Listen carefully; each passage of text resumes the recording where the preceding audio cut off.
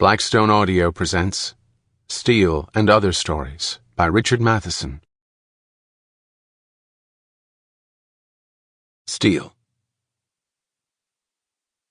The two men came out of the station rolling a covered object.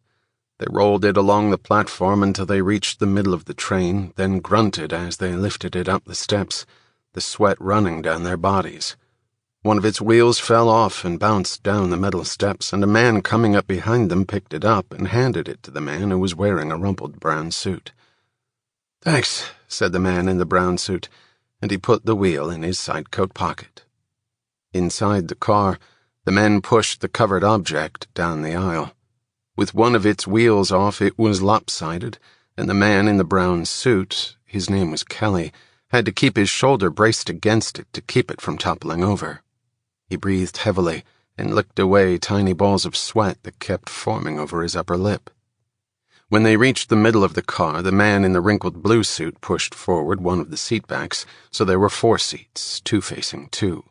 Then the two men pushed the covered object between the seats, and Kelly reached through a slit in the covering and felt around until he found the right button. The covered object sat down heavily on a seat by the window.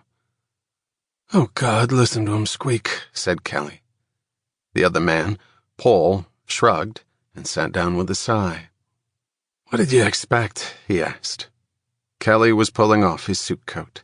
He dropped it down on the opposite seat and sat down beside the covered object. "Well, we'll get him some of that stuff soon's we're paid off," he said worriedly. "If we can find some," said Paul, who was almost as thin as one.